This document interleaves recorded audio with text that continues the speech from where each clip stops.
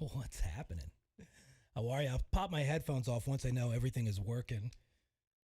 Hey, y'all. I'm seeing a bunch of people in the chat. My issue, so give me a tissue, is that there's a delay between the time it leaves the studio to the time that it gets to y'all. And because there's a little bit of a delay, I'm going to have Kate and Matt sort of man the chat. And if you guys have specific questions, then let them know in the chat. If there's a question that's specific to a specific topic that I'm going to be covering in this next session, don't fret. I'm pretty comprehensive with what I'm going to be going after. It's pretty well planned out. But if there's an issue, then, or question, then give it to them and then they will give it to me. I'll try to stop with little pockets in the middle of each of the session, in between certain spots, and sort of take questions. And then definitely towards the end, they will text me a bunch of questions and I will be able to read them and I will be able to help you guys out. Hang on one second. Let me just boost up my volume a little bit.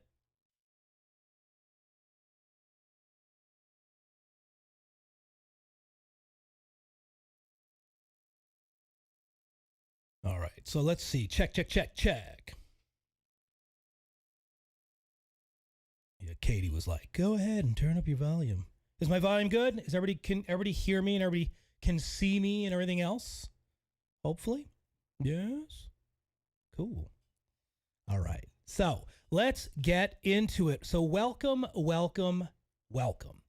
Thanks for hanging with me today. We're about to do another study session and it's about to happen. We're going to be doing some really, really cool stuff in contracts. Now, the gist of this training is, and we're going to get into it, is really to be a filter for y'all. I know some of y'all are taking this exam as soon as tomorrow. Some of you guys are taking it, the next day or the next week or in 2 weeks. So that's what the training is about today. We're covering the biggest concentration of items. That happens to be contracts. So we're going to go through it. I'm going to try to give you my take on the filter piece, kind of pull out all of the things that I think are relevant for us to get this going. All right. So for those that are new here, my job as the instructor is to kind of help y'all pass your real estate and mortgage exams. I've been doing this for a long time, for 30 years, 3 decades almost. I love teaching. Teaching's a lot of fun to me. I love teaching my kids at this point and everything in between. I've trained thousands and thousands and thousands of people over my time in physical classrooms, in virtual settings, all over the place, to YouTube. What a pleasure it's been to serve y'all. And so the material that I'm teaching, I'm a subject matter expert. People throw that around. I know the stuff pretty well. I know it so well, so much so that I've been a ghostwriter on lots of different publications. I've contributed to a lot of other publications in those particular items, and I've been training at a very level. I've used all of the different publishing companies. I've worked with every single one of them. I'm very familiar with all of the material, and I really like to figure out the gamification of tests. So I think with all of that stuff and just a little bit of honest to goodness, I really like helping you. My job today is to help you get through this exam. And that's the honest, innocent intention of what's going to happen. So that's being said, my name is Dee Kumar. If you already haven't subscribed to our channel, please do. If you have, well, thank you very much. We have one of the most active communities. We get a lot of communication. I am so proud of all of you. For those that are taking the examination, for those that have passed the examination, for those that have failed the examination and have the courage to say something about it, and voice their angst online. That's awesome. Keep those things coming. We hear you. We read every single comment, and we respond. And we really appreciate the fact that you are willing to put in us that faith to learn a little bit of something, to maybe look at a different perspective of the materials. There's a lot of great teachers out there. Hopefully you landed with one when you took your pre-licensing exam content. And sometimes, unfortunately, you're not going to get a great teacher, just like anything. You could get good ones, you could get bad ones. My job here is to give you my perspective of the material and to make sure that it makes an impact on y'all to make a difference. All right. So with that being said, welcome. Now, the thing that I wanted to walk you into and hopefully make sure that you walk yourself out of. Just going to pop my face up there. How y'all doing? is that I've watched people over the years put in, 40, 50, 60 hours and still fail. 120, 180. I just had a consult with someone that just did 250 hours of time, and they're still having a hard time.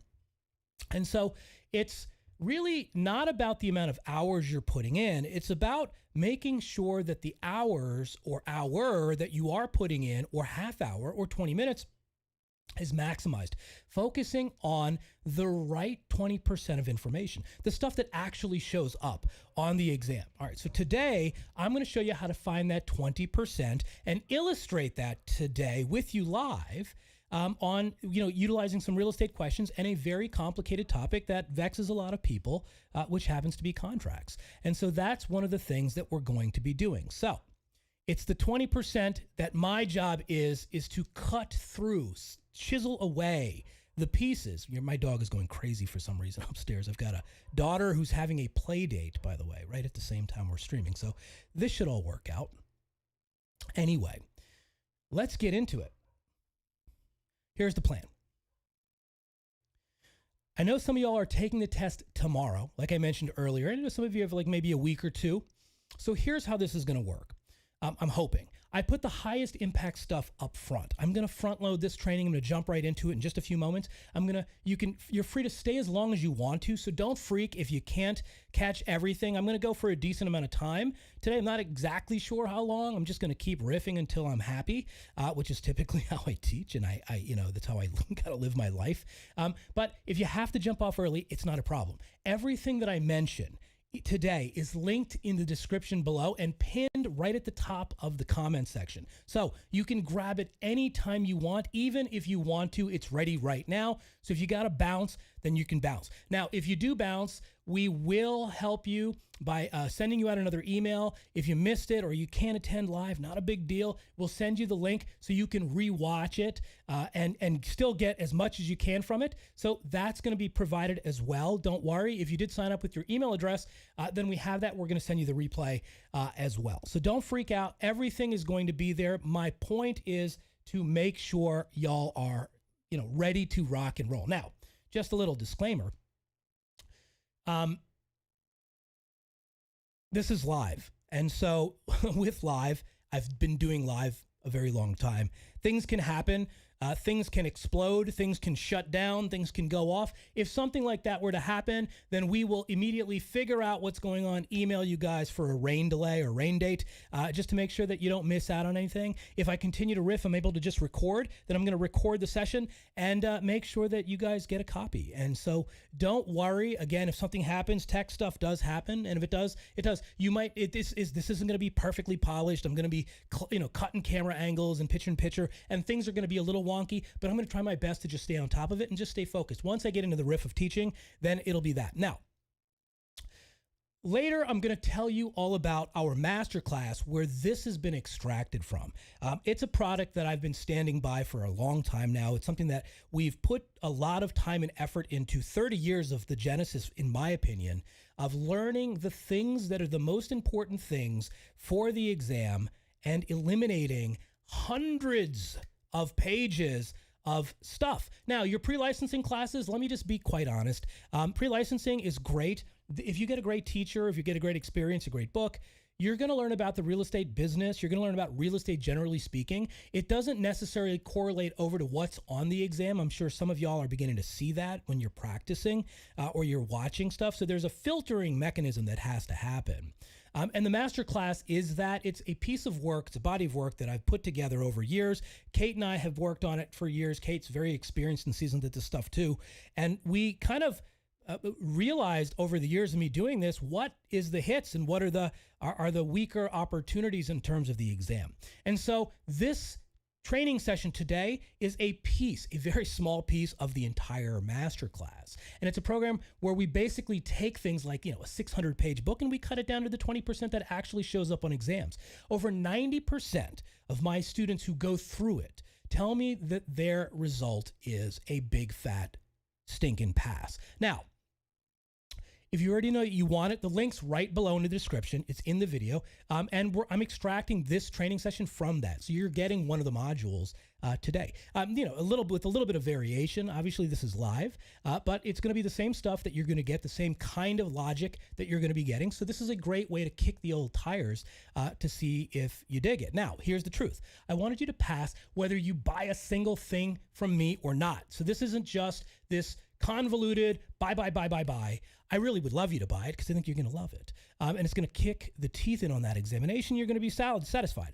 And behind that sits me. So if you're ever not, then you reach out to us. And then that means I get on a call with you and I try to help hammer it out with you and figure out, how we can make you pass, what's the issue, and everything else. So it comes with a pretty solid guarantee, and it also comes with me. So I think you can sample me as much as you need to on this channel, and I think that that's something I stand behind what we're doing here, and everything is heavily researched and sort of practiced. So if there's anything that we can do to make it better, great. And again, I'm going to give you the value now. I want to just give you what you came here for. So without further ado, we're going to jump into that. Now, before we do,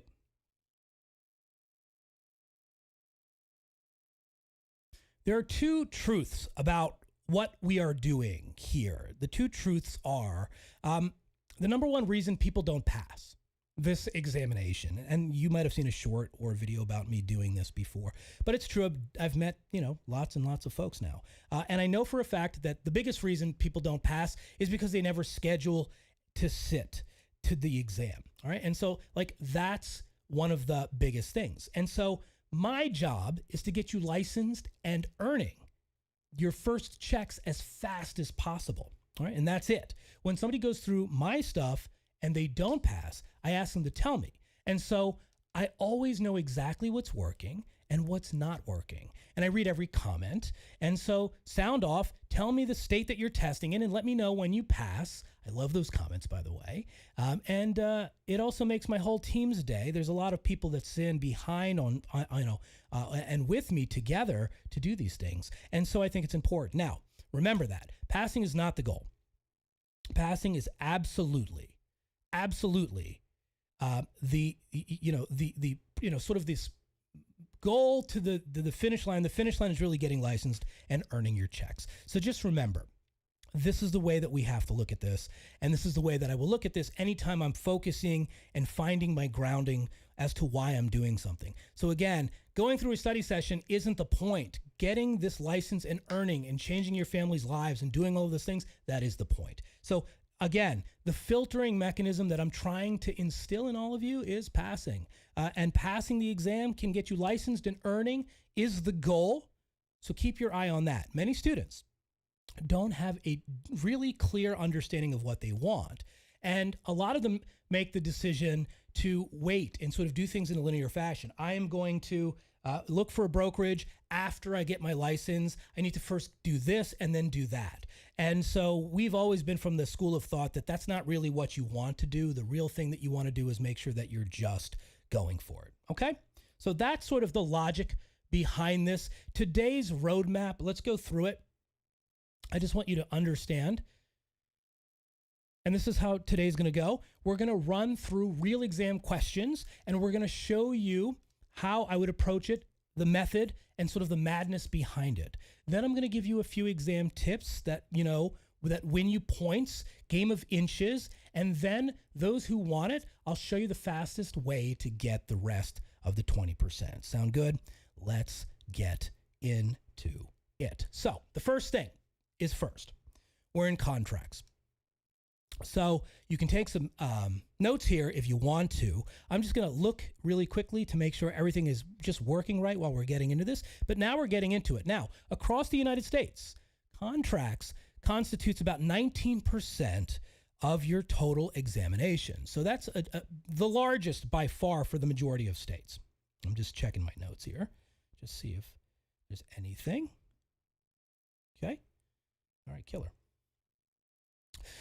Now, typically, if you're looking at your outlines, one of the biggest things that I tend to teach people is grab those outlines and look at them your state outlines are going to have a wealth of information, what you need to study, how you need to think about things, how you compartmentalize different topics. That's another big one. And so let's make sure that we're looking at those. And so from that, I've extracted a few things.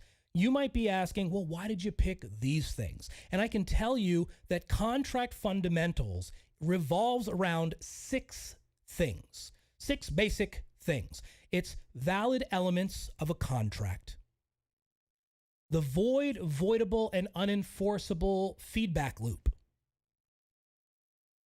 the offer acceptance consideration issues, a few questions on things like options and installment contracts. By the way, you will need to know several contract types, things like a lease, things like a listing agreement, exclusive contract, things like a purchase and sales agreement or an offer to purchase. Number 5 is performance, breach, and rescission. And then number 6 is specific performance, absolutely on your exam. Specific performance is absolutely specifically on there. Liquidated damages, and then sort of termination of contracts. Now, that's your 19% roughly. I'm going to clear up a few myths. Now, in your contracts, if you're pulling out your book and you're like, yo, D, my contract section has a lot more pages than that. I agree. I'm sure it does. And I'm sure that the instructors will really get into a lot of the heavy depth and the pieces. And so I do know that there is more. My job, again, is to get you passed as fast as possible. And so therefore, I'm filtering as much as I can, including potential items that could show up on your examination.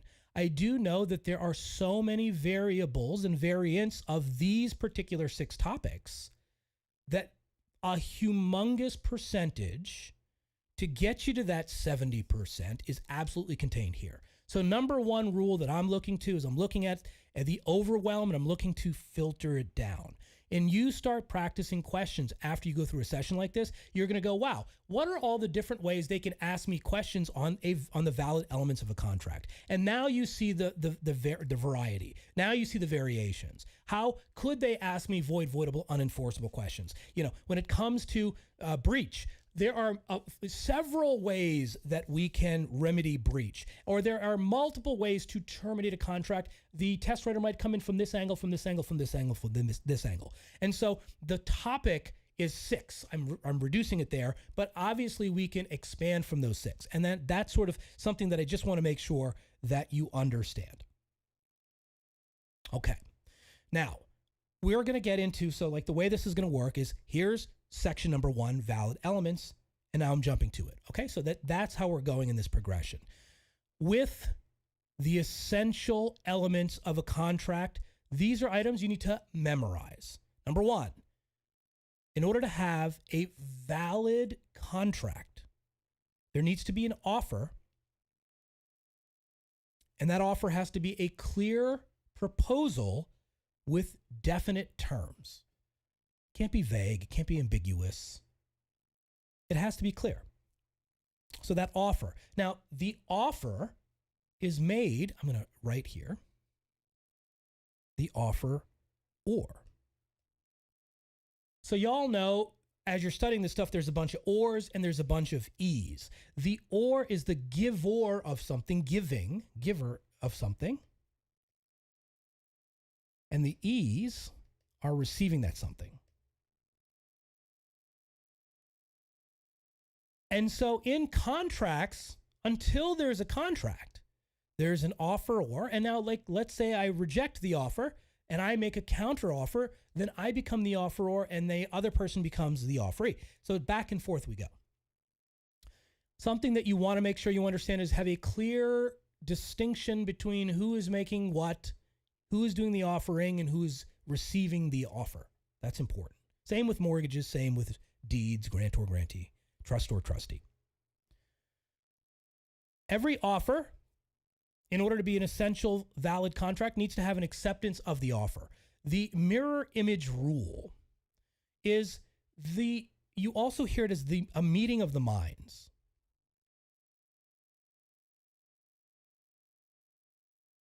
Okay, meeting of the minds. The mirror imaging rule, or the mirror image rule, is basically saying whatever's being offered, generally speaking, must be accepted. I offer to buy your house. I'll pay you $500,000 for it. I'd like to close in 30 days. You say, I'll accept your offer of $500,000. Everything sounds good with the number, and 30 days sounds great. That's sort of mirroring back or parroting back, for the most part, what you offered me, right? So there's an acceptance of that offer. Now, obviously, there could be additional conditions. You might say, well, I'll pay you $500,000, but I want to make sure that it clears home inspection, and I want to make sure it clears and it comes in appraised as it's supposed to, et cetera, et cetera. Right? And so we want to make sure that we can add those contingencies in, but generally speaking, the framework of the offer must be accepted. So there has to be a meeting of the minds. They might write a test question about that. They might write a test question about an offer being made. I'll offer you $500,000 and close in 30 days. The offeree, receiver of that offer, says, I'll do it for $500,000, perfect, but I want to close in 60 days. That's not an acceptance. That is now a rejection of your offer. If you were making me the first offer, I rejected it, and now I'm saying instead I'll close in 30 days. So I'm making you a counter offer or a counter proposal. And so back and forth we go. There has not been an acceptance, a mirror image rule. Great place for a sneaky test writer to try to be sneaky and write you some questions. And they are sneaky. Even though they say there's no trick questions, man, they really will stretch the boundaries. If you haven't been practicing questions, they stretch the heck out of these boundaries. I don't want to curse because I know kids are home for the summer. But you know what I'm trying to say, right? The next piece of an essential contract that's valid is consideration. Now, consideration is something of value that is bargained for. Consideration is something of value to compel one side and to do and stimulate the other side to doing something else. Many times, consideration is represented in the form of some kind of money. Okay. Now, it is possible to get into a contract with, like, let's say, a family member for love and affection or some nominal amount of monetary consideration. And the courts typically are looking at the entire framework of what's going on. But just understand that sometimes I've seen on practice exams across the U.S. that there's this phrase love and consideration or love and affection, and that's a possibility. But just understand that it has to be good and valuable between the parties. Now, to some, to compel them, love and affection is what drives them. And that could be, I'm doing a deal with my child and I'm setting up a trust for them, and this is for love and affection, right? So like that could be a viable line of consideration. You want to know the definition. So extract from your book, I'm going to write extract from your book the definition of consideration and have a easy framework for it. Legal capacity. In order for a contract to be valid, both parties need to have legal capacity, meaning that they must be competent, of legal age. In most jurisdictions, the age of 18 is the minimum age of contractual capacity. So they have to be of legal age. Legal capacity also means mental.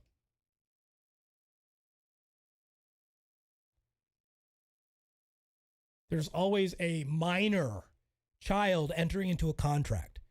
Man, this is all textbook stuff, all of this stuff. Now, what happens is you see themes like this on the general national exam. And then what they do is the state exam writers will parrot these concepts in state-specific questions. The state might have a statute of frauds. The state might have something like that, some sort of unique, oddity in terms of contracts. But then they'll give you a scenario that still mirrors the same national concept, which is why I always say, no matter what I'm teaching you, everything works in every state every time, just so you know. Really, at the end of the day, you might even know these things.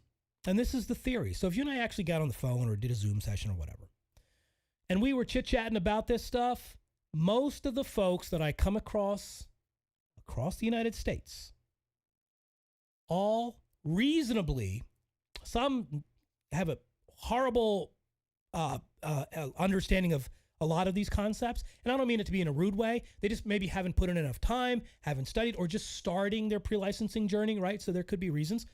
But most of the folks that I speak to that are kind of having trouble with the exam have a good aptitude for theory. They actually understand a lot of this stuff.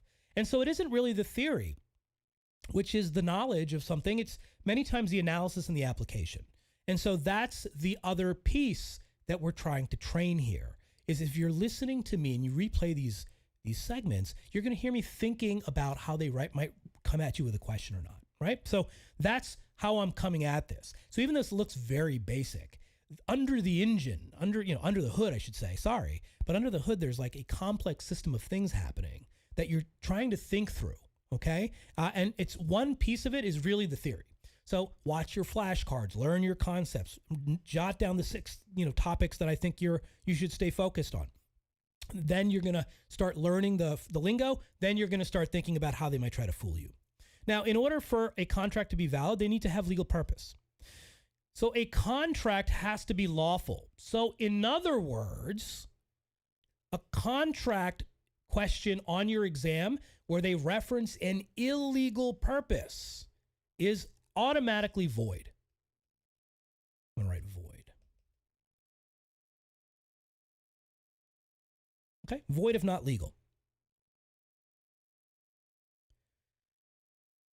The mnemonic device here, and I'm not a big fan, but I've seen people have these in their books, is OALCL. There's a million of these. If you have a cool one, drop it in the chat.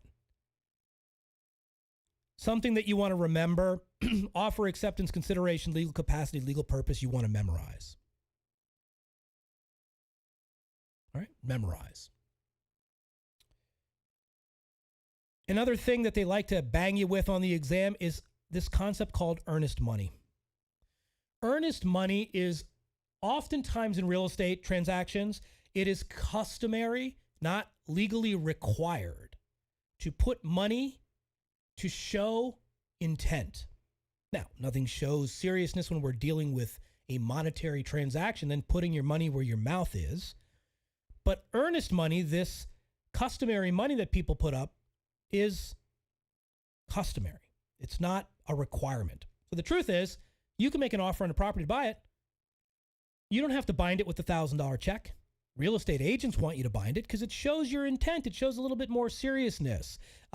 It shows the seller that you're serious. It shows them, the agent, who is going to hopefully inevitably profit from this transaction, that you're serious. So there's a lot of players in the transaction that all want to see the seriousness of the buyer. And so that kind of shows it. However, it's not required. And so sometimes they test on that. They want to make sure you understand that it's not a required thing. All right. Let's hit a question. Which of the following is not an element of a valid real estate contract? Letter A, legal capacity. Letter B, legal purpose. Letter C, earnest money deposit. Letter D, consideration.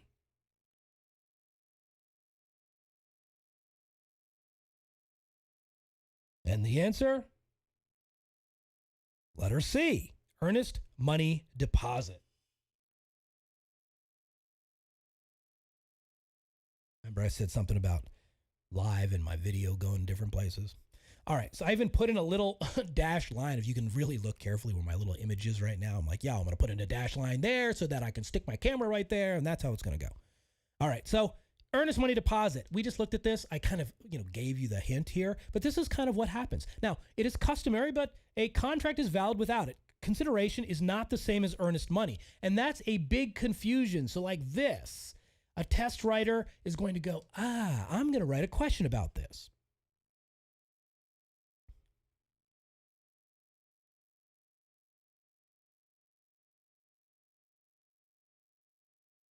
Now, things that we give you in the masterclass is a detailed sort of notes for each of these sections. And each of these notes will have things about what I'm talking about. And it's pretty important that you see that. So you'll be able to download them once you do purchase. You'll see all of this stuff. So if you're writing this stuff down, that's really cool. Again, we took it steps further and we said, man, let's crank out the notes. Let's crank out ways that they can reinforce these particular things so that they don't forget them, because this is what's going to come up. The customary earnest money thing and confusing consideration, where a lot of people seem to think consideration is money. Now, a lot of really bad instructors will simply just say consideration is money, and they'll leave it at that. And then you see earnest money, and then you get those wrong. So you won't get it wrong now. Now y'all know. Cool. All right, the next topic. Let's talk about enforceability. As we learned about those essential elements, the next thing that we have to talk about is void, voidable, and unenforceable. Now, there is these concepts, and we just looked at before what is a valid contract. I'm just going to write versus valid. Now, a valid contract has all of those essential elements, basically. A void contract, compared, has no legal effect from the start. And as a matter of fact, it's missing one of those essential elements. And the big one with void is the legality. So it's for something illegal, then it's going to be void. A valid has to have all of those elements.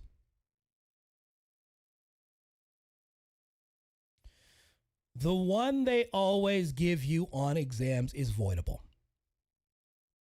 Now, you want to remember this. A voidable contract is on its face, has all of the essential elements, but there is a reason that one or both parties can back out of it. The classic one, I'm just going to go back here, is legal capacity. So capacity, so in other words, two people enter into a contract, there's an offer, there's an acceptance of that offer, there's a level of consideration, and it's for the sale of a piece of real estate, a legal purpose, right? Nothing illegal. Now, both parties enter into it. One party happens to be a 17-year-old who happens to be very bright, handles themselves quite well. I remember back in the day, that was kind of like me. I could handle the transaction. I understood what was going on. It just was 17. And so it got a little tricky. And so therefore, I had to wait till I was 18. As a matter of fact, I bought my first piece of investment property when I was 18. But I knew all this junk. And when I was 18, I also got my real estate license. And so legal capacity is the hook. They're always going to throw in, let's go back here, a minor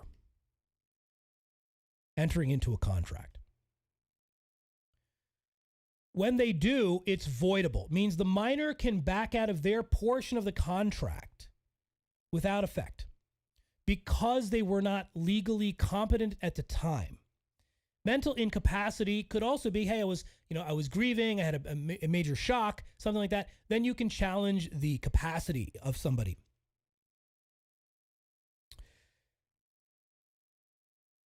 Void equals never valid. These two are direct opposites. If it's not valid, then it's void.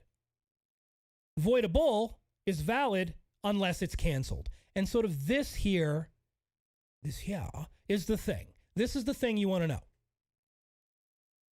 Now, unenforceable is valid, but blocked on a technicality. Unenforceable specifically means, for your exam, these 101 exams, by the court. So let me just get a little bit into that.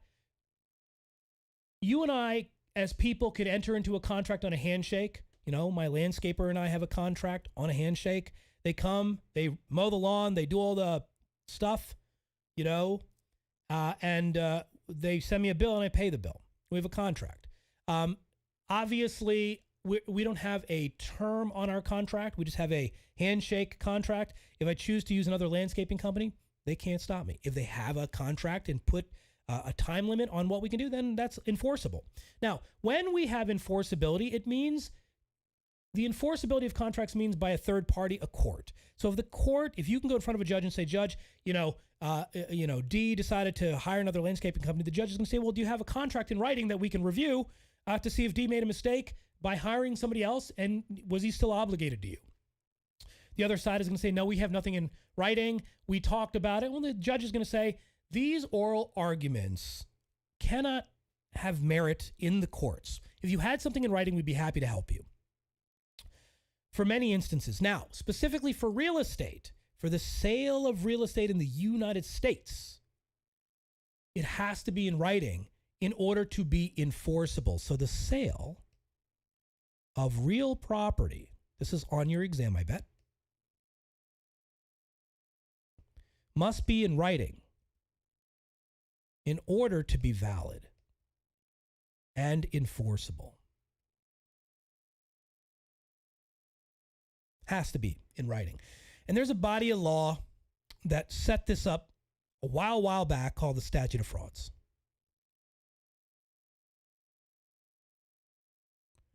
So the Statute of Frauds frames the enforceability of contracts requiring real estate contracts to be in writing. I bet you that's on your test. Or some variant of that phrase that I just said will be on your test. Now, my friends, we are in a modern day. And in this modern day, we have things like AI. And what you can certainly do as a leveraging tool, okay, is you can take concepts like I'm giving you, and you can also ask with the help of AI, hey, can you help me think through this or help me determine some variations here? And that is probably worth the time you're spending with me right now. But what I do know for a fact after doing this for a million years is it's really hard for these language models to understand the reason why you're getting stuck, the classic reasons why, and then inject those into a system. Again, which is why I'm beginning to, I see lots of questions. I mean, basically we're at that day and age where you can get questions made online. And the problem is the LLMs they hallucinate, and it's hard to identify if the direction is correct or not. And so as things get better, which they will, while that's happening, right now you're not in that period and y'all are taking your exams like right now, I would also back it up right now. And then eventually these models will get really good. And then, you should be able to leverage them for a lot of different test questions. Let's do this. Speaking of test question, which scenario describes a voidable contract rather than a void one? Voidable rather than a void one. Letter A minor signs and later cancels. Letter B, the contract is for an illegal purpose. Letter C, someone legally declared incompetent enters it. Letter D, the contract lacks mutual consent. And the answer? Boom. Letter A minor signs and later cancels. All right. So some of y'all are thinking about, what about some of the other answers? Well, letter A minor can affirm or disaffirm. That makes it voidable. And the question was really looking for that. The question was looking for which scenario describes a voidable scenario rather than a void one. And now you have to really ask yourself, or what I would do is I would say, well, what is void here? A contract lacks mutual consent. That makes it void. It's missing one of the essential elements. That's letter D. Letter C, someone legally declared incompetent, someone that is legally declared as an incompetent person enters into a contract. Oops, that's automatically void. Now, I did mention before that somebody's legal capacity, right back here, somebody's legal capacity does define. But they can't be determined as legally incompetent. And that was the trick there, okay? So someone who legally is declared as incompetent enters it, and then a contract is for an illegal purpose. That flat out is void. So this is void, void, and void. This one, the minor, this is voidable, okay? And so therefore, A is the correct answer. And the distractor, the number one wrong answer, was someone who is legally declared as incompetent enters into it. Because then you would get into a feedback loop and go, well, wait a minute. In my real estate class, they talked about this. If you're legally incompetent, also that's voidable. I'm confused. And so if that's what ends up happening here, that's how this stuff ends up hooking y'all.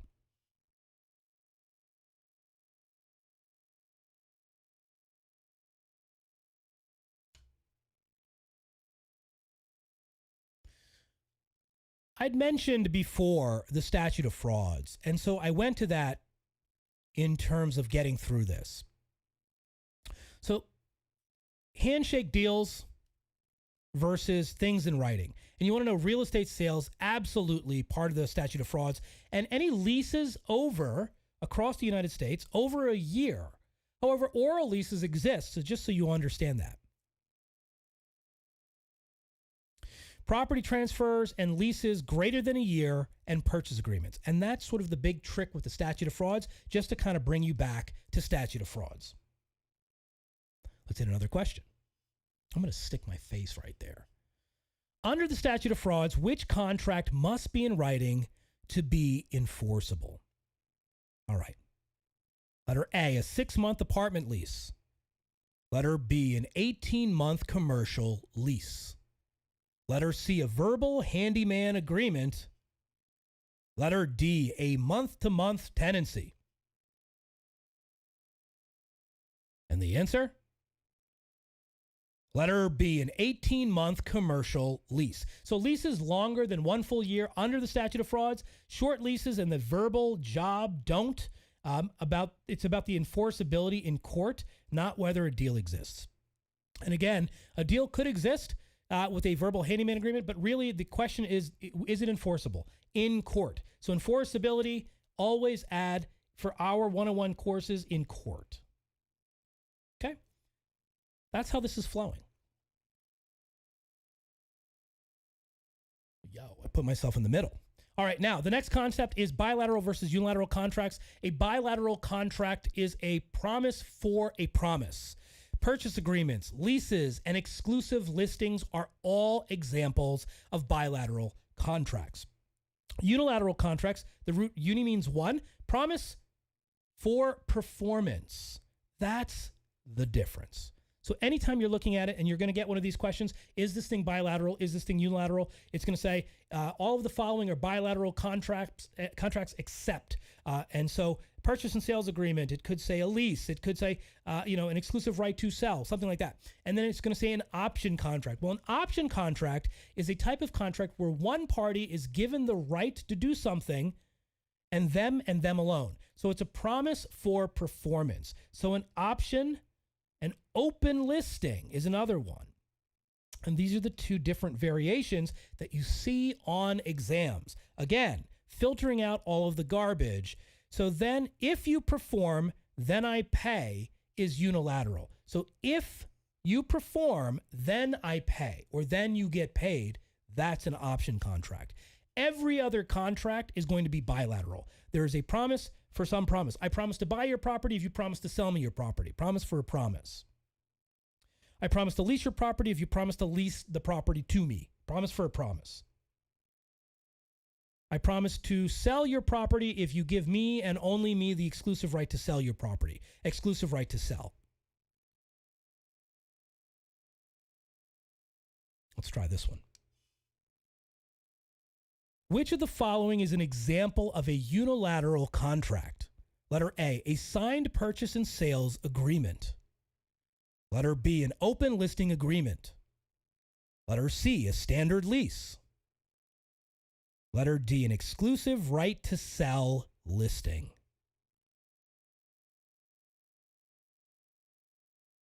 And the answer? Boom, an open listing agreement. Only the seller promises to pay a commission if a broker produces a buyer. There is no mutual promise. There's no promise for a promise. There's promise for performance. So it's promise for performance, and that's really what's happening here. The open listing is a unilateral contract. All the rest, A, C, and D, are all mutual promises, and so therefore they are all bilateral. All right. I'm moving a little bit quicker because I want to show you now that you got the rhythm of how I'm going about this.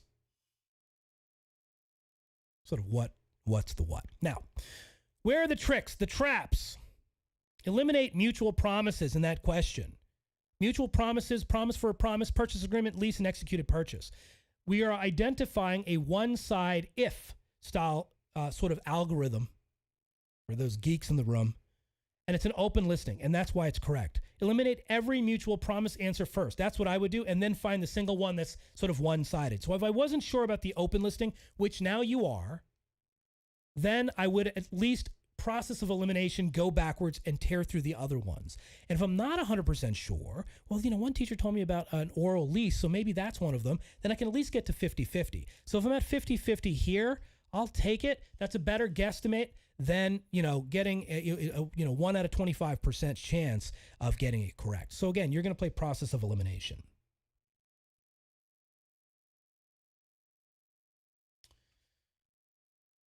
The next topic I want to get into is performance of a contract. There's a simple phrase, two phrases here. Executed versus executory contracts. This is on there. Executed contracts, everything is finished.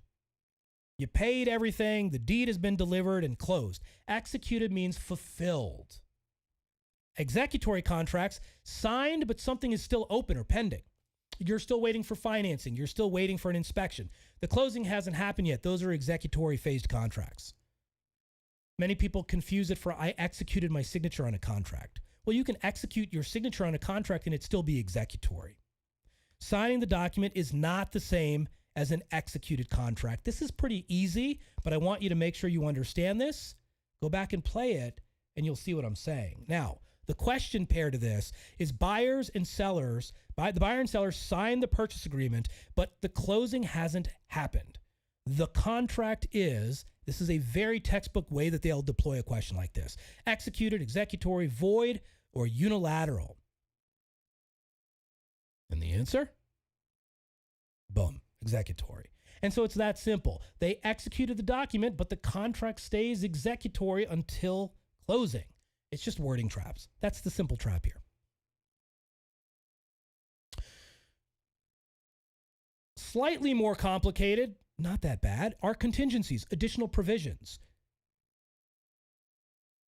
And by the way, this is just giving you a sample of the flow, but the rhythm inside of the masterclass is quite brisk. It's like this. It's detailed, so it's not as crazy as you think. I am hitting and getting into the depth where it's necessary, and then I'm not in other instances. I'm just keeping it exactly where you need to be able to get through the test.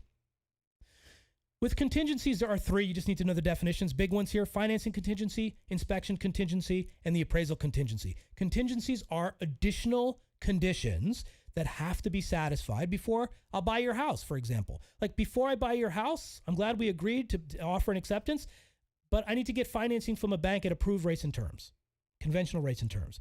I need to make sure that it passes its physical inspection or lead inspection or environmental inspections. If something comes back negative, then I want my money back and I don't want to buy your house. And I need to make sure that it appraises at the number that we're buying it at or thereabouts. All three of these protect the buyer and their earnest money. On the exam, the focus is financing equals the mortgage contingency. It's the same thing. Miss one and the buyer can usually terminate without penalty. And sort of these are all buyer contingencies. Let's take a look at how they hit you. Which of the following is an example of a contract contingency? Letter A, the buyer submits an earnest money deposit upon signing. Letter B, the seller agrees to repair the roof after closing. Letter C, the contract is contingent upon the buyer securing financing. Letter D, the buyer waives the inspection period. And the answer? Letter C, the contract is contingent upon the buyer securing financing. So a contingency is a condition that has to be satisfied for the deal to move forward. Financing, inspections, and appraisals are the big three, and they protect the buyer. The trap is a deposit and waiving inspections are not contingencies. So letter D here, This one has nothing to do with a contingency. And submitting an earnest money deposit really has nothing to do with that. Remember, we learned the earnest money deposit is often customary but not required. And so now you kind of see how they're beginning to trap you. Hopefully, you'll see this, and now you can't unsee it. We do this for 12 units. Every unit on that exam, every major topic in the masterclass, we break them down, and now you will see what you cannot, you're not going to be able to unsee it anymore. And then you go, oh, wow, that's why. Even then, when you start practicing questions after that, everything becomes blissful. Counteroffers. An offer, there's a change. Any change where we don't have a meeting of the minds, it's a counteroffer. It's a rejection and terminates the original offer and creates a new offer. That's important. The key point here that they love to test you on is the original is gone unless it's re-presented. Here we go. Buyer offers $500,000. The seller replies, I'll accept $510,000. The buyer's original offer is now, letter A, still open. Letter B, automatically accepted because it's lower, right? That's the inference. Letter C, terminated by the counteroffer. Letter D, converted into an option. And the answer? Letter C. Terminated by the counteroffer. The counter rejected the original. If the seller changes their mind, the buyer owes nothing. And so they will ping pong back and forth between these. You will see one or two of these. You might see one of these on your state portion of your exam or two. And that's what they do. It could be a longer winded response. It could be a paragraph style question. Twists and turns. Always read the last line of a long winded question first. What is the question? What do they want from me? And then go back and extract the data points. And then look at the answers also. Read through them. And then you can go, okay, what's correct? What are similar, etc. And you're sort of bucketing your answers. How do we end a contract?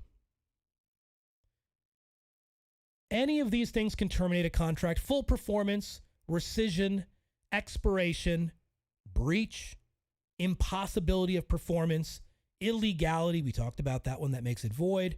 Cancellation, revocation, bankruptcy. The real focused 4 pairs of all of these that are in your books are these 4. Full performance, rescission, always on examinations, breach, what happens when somebody breaks the promise, and the illegality. If you just pare it down there and filter out the rest, you're fine. Now, could you get a question on the expiration? Sure, some stooge test writer might write that in just because they're watching this video and they're like, I'll show you. But the reality is majority of what I'm teaching you is going to be there, and the majority is what you need to focus on. Now, performance, rescission, breach, and illegality, death or bankruptcy does not, end every contract, so I would pare it down. Another concept that I'm going to get you quickly into is the assignment versus novation. In an assignment of contract, rights are transferred, but it's the same contract. The original folks in that assignment may still be liable. Think of N for novation, N for a new party, a new contract. The original contract has been released. So many times in rentals, you could have some tenants want to move out and they want to sublease. And so that's an assignment of their rights within the same framework of the original lease. Nothing changes. So the original tenants are still liable. A novation, however, we remove them or draft a brand new lease and replace, add in those new people and remove the old people. So in novation versus assignment, that's the nuanced test question. They want to make sure you understand that a novation is a new contract and the old parties are released. Which action releases the original party from liability? Releases, keyword. Letter A, assignment. Letter B, novation. Letter C, contingency. Letter D, counteroffer. Easy. Novation. Substitutes and releases. Assignments just pass rights. The original can still be on the hook. And so you want to make sure, my friends in the wholesale market or folks that are looking to get into wholesaling, whether you're doing novations or assignments. Sometimes if you sign the wrong assignment, it could bankrupt you.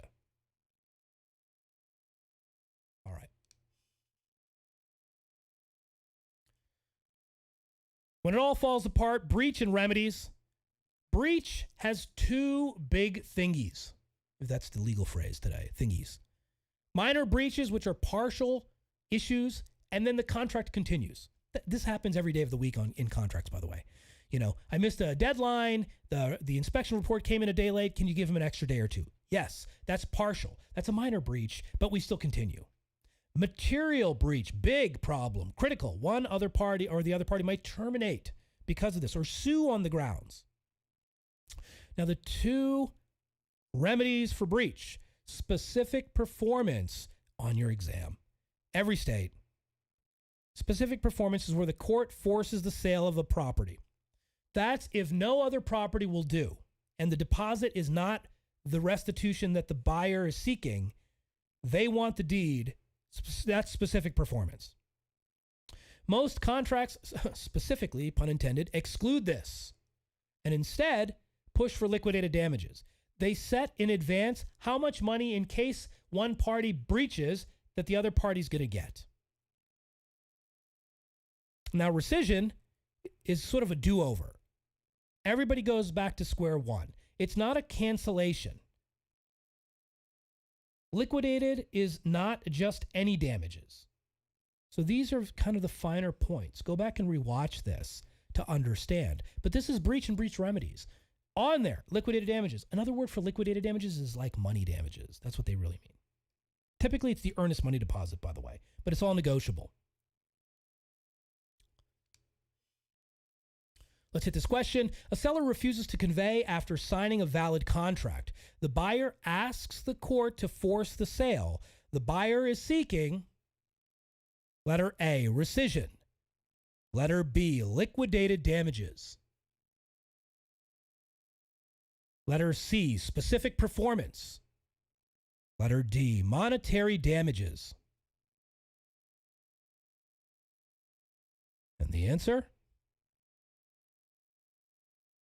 Letter C, specific performance. Every property is unique, so courts order completion. Rescission would undo it. Liquidated is preset damages. Here's another one. This is an application style question. So two competent adults sign a written agreement with a clear offer, acceptance, agreed consideration, and lawful purpose. The buyer puts down no earnest money. Which statement is correct? Letter A, the contract is void. It's missing an essential element. Letter B, the contract is unenforceable until a deposit is paid. Letter C, the contract is valid. Earnest money is customary, not required. Letter D, the contract is voidable at the seller's option. And the answer?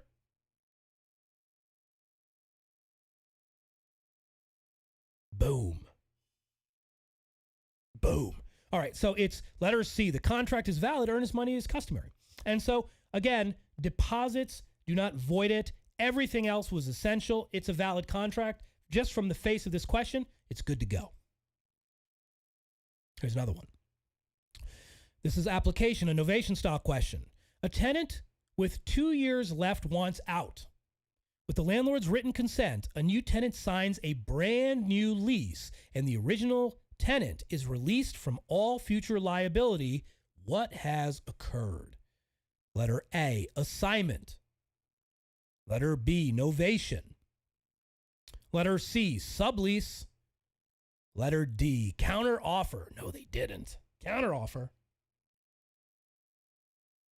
And you know the answer is letter B, novation. Okay, so with a novation, new contract replaces the old one. The assignment, the sublease, would have been the two incorrect answers if you went down the rabbit hole and didn't catch new contract in the test question. New lease, and the original was released. They even gave it to you.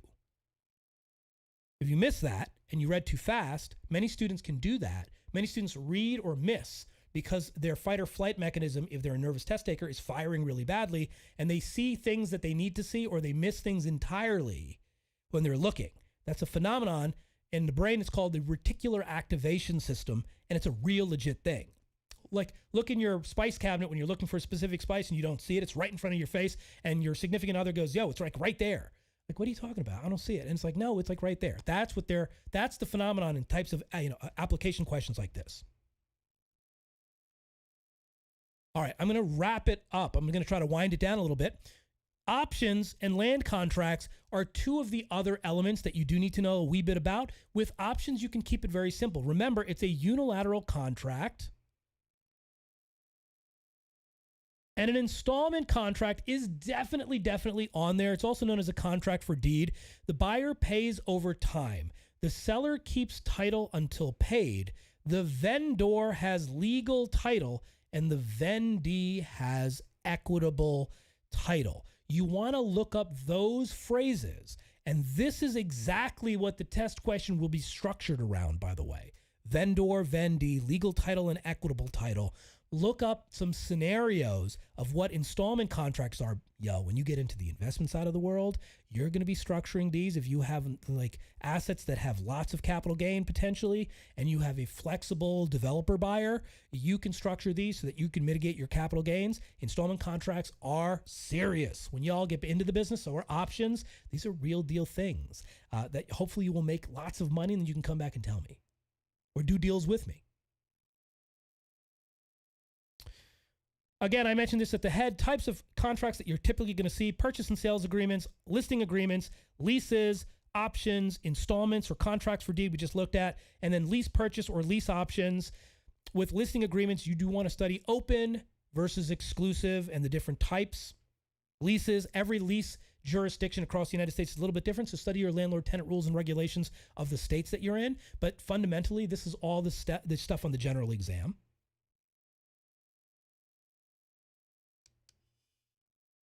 Just some quick rapid-fire distinctions. Counter-offer terminates the original, as we're wrapping this up. Void is not voidable. There's a difference. Enforceable is technicality. Courts. Bilateral equals promise for a promise. Unilateral is promise for performance. Signed is not the same as executed. Remember, executory. Assignment does not release you. A novation, you are released. It's a new contract. Specific performance is court-ordered sale of the asset. Rescission, everyone goes back to square one.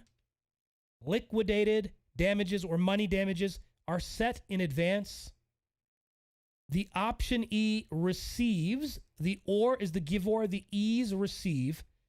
And an installment contract, the vendor has legal title, the vendee has equitable title. Rapid fire distinctions are awesome. You need to get into the habit of writing these down. After you complete a unit, they're going to help you.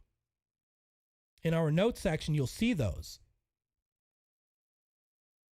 All right, some quick exam day points. Yo, man, we're over an hour. That's killer. Ha, awesome. And again, this is just one unit of how we do it. And we do it in this way, but we do it in that rapid fire context with questions integrated. And there's 200 extra questions in there. So there's all kinds of stuff. And then there's my analysis, my explanations, and everything else. So if you're missing a beat, or maybe you're going, whoa, man, this guy just goes at it. Well, I do. And so this is why you get notes with it, and you get those questions, and then you get the format, and then you get all those things, which is, kind of gives you the complete package. It literally lifts all of the garbage out. We've, spared you many pages of contracts. Exam day points: read the qualifiers, the nots, accept, best, flipped answers. Eliminate mutual promise lookalikes first. Customary versus not required. And 2 right-looking answers. Pick the one that's always true. By the way, you do not have permission to change an answer on the examination unless you have some legal foundation to change it, that you are able to substantiate it. So otherwise, stick with your first instinct, by the way. So, the 20 questions. We just did one section, contracts. I hope you found some value in this. It's a hot day today on the East Coast. I don't know if you guys are smoldering, but it's hot in this studio. We just did contracts, and I'm just telling you the 20% of the things that move. The 80% of your score is going to be those 20% items. So if you're going to circle back, watch this, focus on those. Write those down at the top of the head. Make sure you understand those little nuances, and then you're going to be good with contracts. Now, are you going to be a contract expert? No. Are you going to be able to get through those sections of contracts? Yes. With some practice on those tests? Absolutely. So if you don't have like my masterclass, which has a ton of questions, then you can practice the ones that you have. And then those are going to be like, okay, now I understand the variations here. I get it now. Agency, finance, ownership, valuation, practice of real estate, land use controls, disclosures, all covered. Calculations, all covered. All of that stuff. That was just module 6, by the way, of what we just did. There's 11 more just like it.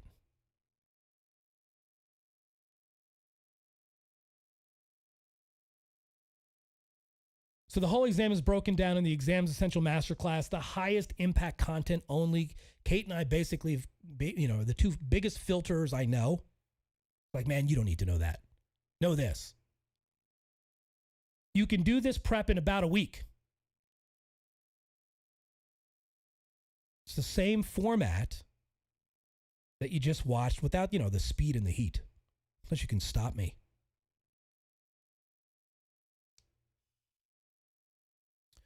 Inside of the masterclass, if you so choose, it's 12 video modules, about 6 hours, all of the topics. Downloadable notes, each unit quizzes. There's a bonus of 200 premium practice questions with video explanations. That's another 6 extra hours if you need it, with me going into each individual questions and explaining the details like I did here. There's a real estate exam cheat sheet, which is really, really, really well done. And then you get access for about a year. It's with somebody that thinks like the test writers. It is the practice bundle. Doesn't just give you the answers. It trains you to spot the traps, kind of like I did with this contracts example. Like the open listing and understanding how we broke things down there.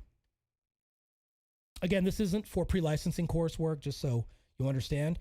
And, results aren't guaranteed, but if you're ready to go and you have the right elements going in, then this is something that you can literally shave through, watch, and then be able to get through, do a little bit of practice, and you're good to go. Now, the coolness is we're going to give you a special code from this and this presentation alone. That code is STUDY100. That takes an extra $100 off, and that link will be downstairs. So it'll be in the description. You can totally see it. $497 is the normal cost of this thing, so it isn't super duper cheap, but my blowback to everybody, my argument is, look, man, exam fees, I know so many people that have to still pass their school's exam in different states. Some schools make you, the laws say you have to pass the school exam before you can take the actual exam, and they're paying and paying and paying and paying and just putting in so much time. Those exam fees add up. Weeks, months, some of y'all years are lost because of this issue. And really, I'm telling you, the big reason, again, it's not the reason to get the license. The license is the first part, but really it's about the commissions.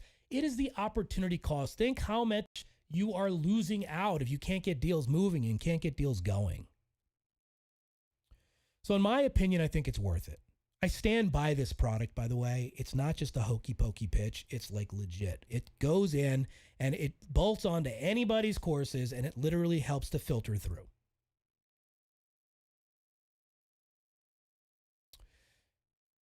You can always go through the thing.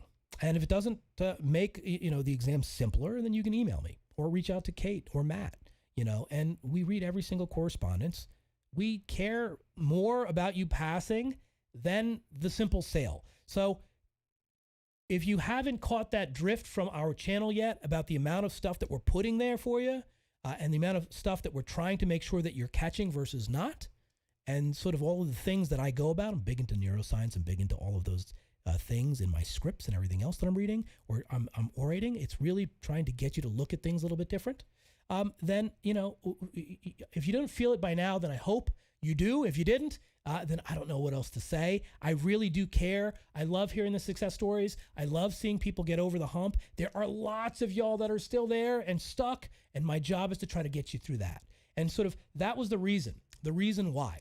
And again, remember, You have that code. It's study100. You get the extra $100 off. And the link is in and will be posted and pinned to the top.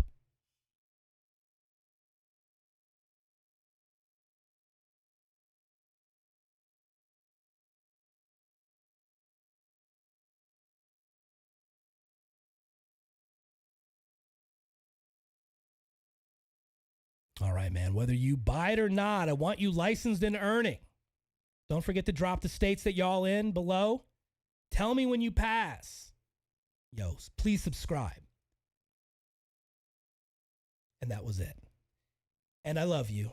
And I hope you still love me after bashing you over the skull with contracts for about an hour and 10 minutes. All right, listen.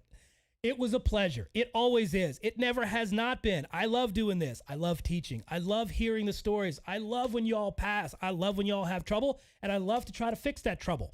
My job is to get you all to pass. That is the job of this channel. It will always be the job. If y'all meet me, I've been doing a lot of private sessions, a lot of things like that. I'm getting to meet a lot of y'all. It is a privilege, an honor. It is so cool to hear your stories. It is so great to hear that you're doing. And it's so wonderful to hear what the ambitions are and the aspirations. You keep those at the front. You keep them. And don't forget, people fail this exam because they simply don't try, right? And so don't give up. Keep working, keep studying. I'll be here making sure that y'all are going to get through this. I'm in it with you. Much appreciation to y'all. Good luck with your studies. Good luck on your tests. I'll see y'all real soon.